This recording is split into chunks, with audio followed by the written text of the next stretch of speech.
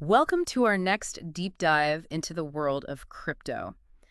Today, we're unpacking another really insightful think piece. This one's from Frederick Griffin of GH Management Partners. Yeah, looking forward to this one. So in this deep dive, our goal is really to explore Hedera Hashgraph, or HBAR, as many people know it. Right. We'll be looking into its history, what it's fundamentally designed for, and importantly, those key things that really make it different in what's become a very, very crowded crypto space. Exactly. We're going to dig into the core ideas that Frederick Griffin lays out in his blog. The aim is to give everyone listening a really clear picture of what makes Hedera tick and, well, why it's been generating quite a bit of buzz lately. Sounds good. Okay, so let's start right at the beginning. The blog kicks off by mentioning Hedera Hashgraph launched back in 2018. That's right. And it came from Dr. Lehman Baird and Mance Harmon. They also founded Swirled Zinc, which is sort of foundational here. Yeah. But almost immediately, the blog highlights something really crucial. It's what sets Hedera apart right from the get-go. Its use of the Hashgraph algorithm. Right, and that's not a blockchain, is it? For those maybe not deep in the tech every day, that's a directed acyclic graph, or DAG. Exactly, a DAG. And the blog makes a point of saying this is fundamentally different from your traditional blockchain structure. It really is. And here's where it gets interesting, I think. Griffin suggests this difference, this DAG structure, allows for the promise of, well, faster, fairer, and more secure transactions. Yeah, faster and fairer are the big claims. Think of it maybe like this. Instead of everyone lining up single file for a transaction record like a traditional blockchain, a DAG lets things happen more in parallel. Is that a fair way to put it? That's a pretty good analogy, yeah. It allows for asynchronous processing. Which Griffin flags as a potential aha moment for understanding Hedera. It definitely is. Yeah. And that difference in how transactions get processed, that sort of underpins Hedera's pretty unique governance structure, too. Yes, the Hedera Governing Council. The blog describes this, right? It does. And this isn't quite the, wild west of total decentralization we sometimes see. No, not at all. The blog emphasizes this rotating membership from some really significant global organizations. Like who? Well, the blog mentions companies like Google, IBM, Boeing, Deutsche Telekom, others on that kind of scale. Oh, wow, okay. Heavy hitters? Definitely. And what's fascinating here, as the blog points out, is this attempt to strike a balance. A balance between what? Between decentralization, that core crypto idea, and the kind of stability and predictability that these big institutions often need. Right. So it might not be purely decentralized like some others. Exactly. But the model aims to provide a level of, say, reliability and trust.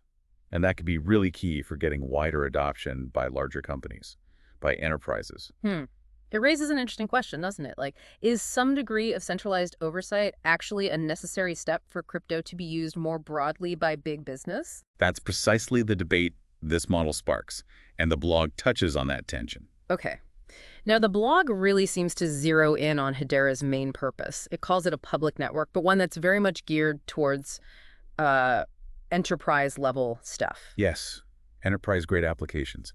Things like dApp apps, decentralized apps, and microservices. That enterprise focus really does jump out from the blog. It feels central to their whole strategy. Got it.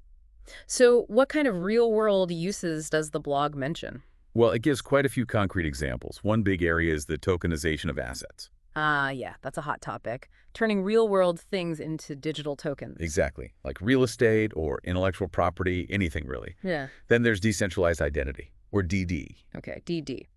That feels increasingly relevant, right? Managing our digital selves securely. Very much so. The blog highlights it as a growing need. Yeah. It also mentions supply chain tracking. And it gives an example there, didn't it? Avery Dennison. Yes.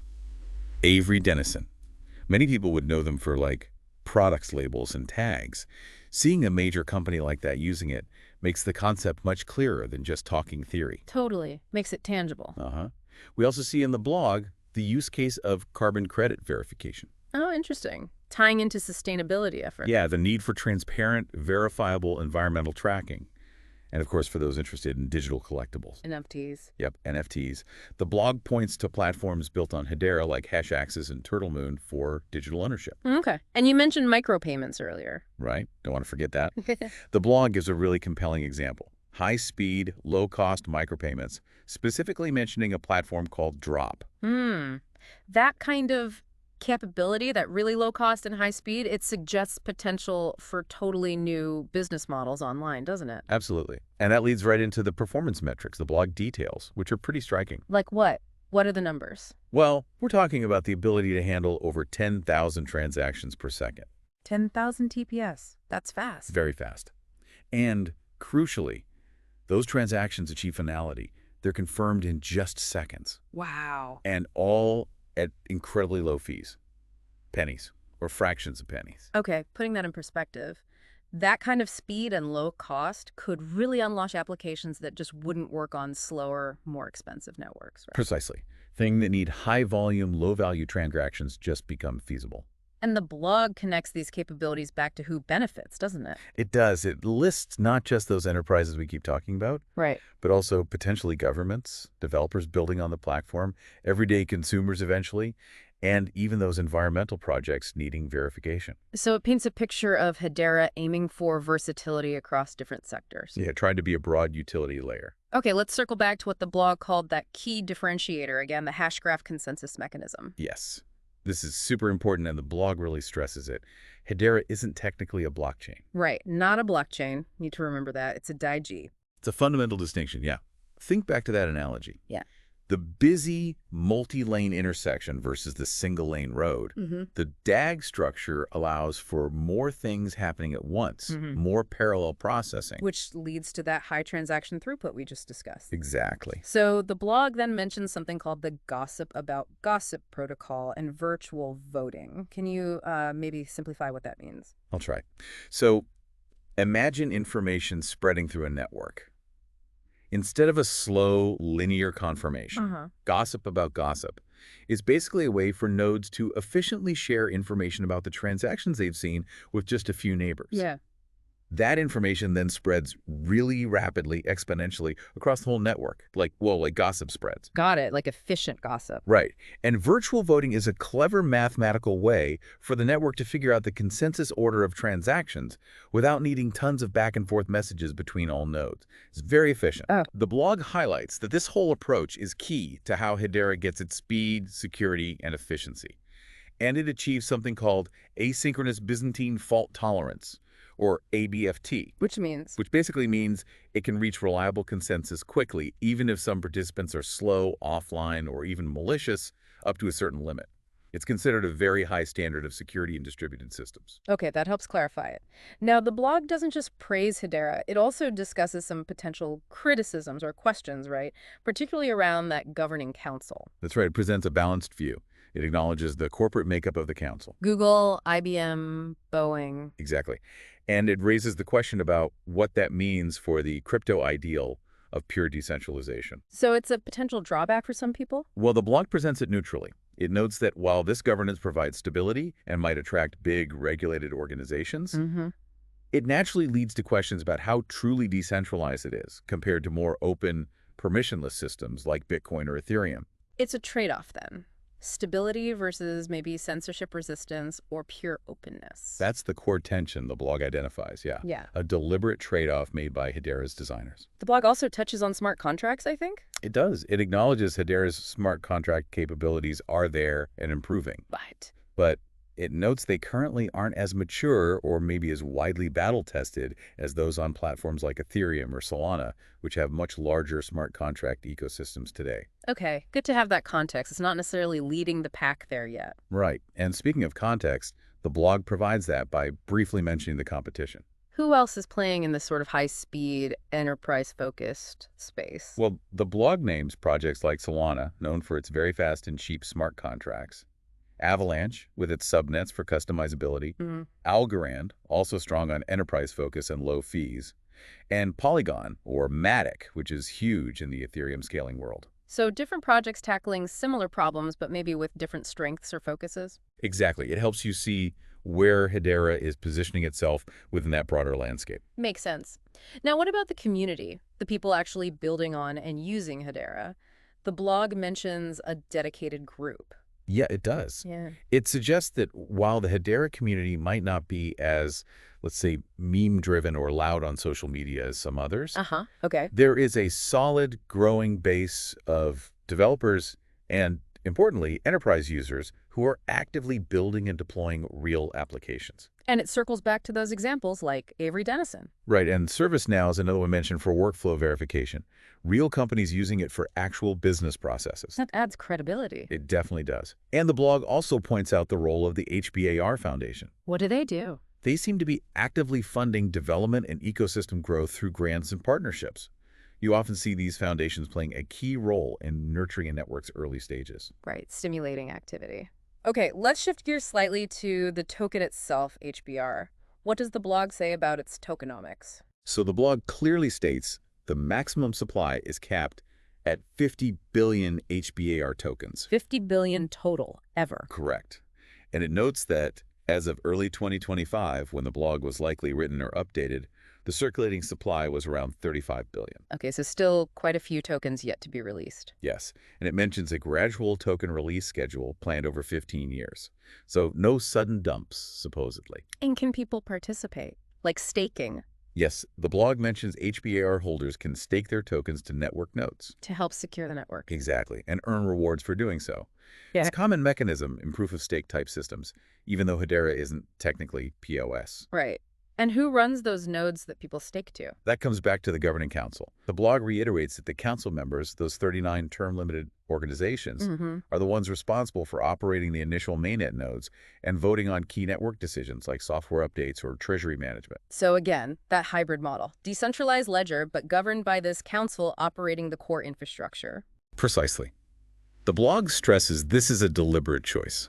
And the rationale given in the blog is Predictability, making legal compliance potentially easier, and ensuring a degree of real-world accountability from these known entities. okay. But as we said, a structure that definitely raises questions for decentralization purists. For sure. It's a defining characteristic. Now, the blog also gives a nudge towards the original white paper. Right, for people who really want to get into the weeds. Absolutely. The blog provides the link, hedera.com, Clotus Gamma Papers, for anyone keen to dive into the technical source material. And does it suggest what to look for in the white paper? Yeah, it actually highlights a few key areas for analysis. Such as? Well, unsurprisingly, it recommends really understanding the Hashgraph consensus mechanism, that gossip about gossip and virtual voting stuff we talked about. Okay, the core tech. Definitely. Also, understanding their specific public versus permissioned infrastructure, how the public ledger interacts with that governed layer. Then, examine the performance metrics they claim, understand the security assumptions behind the ABFT guarantee, and look at their smart contract layer, noting its EVM compatibility, but also its differences. EVM compatibility, meaning it can run code similar to Ethereum. Broadly speaking, yes. It makes it easier for developers familiar with Ethereum to potentially build on Hedera. Got it. And what's the sort of elevator pitch from the white paper, according to the blog summary? What's the core message? The blog boils it down to this. Hedera presents itself as a super efficient public ledger designed for really fast, secure, and cheap transfer of value and data. Okay, efficient, fast, secure, cheap. Yeah, those are the key words. And it explicitly contrasts this, as the blog notes, with the energy-guzzling mining of Bitcoin or even the validator models of many proof-of-stake chains. Highlighting its energy efficiency. Big time. And also its structure being potentially more amenable to regulatory compliance. The blog suggests these aspects make it particularly appealing for large-scale, perhaps more conservative or regulated industries. Makes sense if you're targeting enterprise. So as we wrap up our look at this blog post, what are the final thoughts?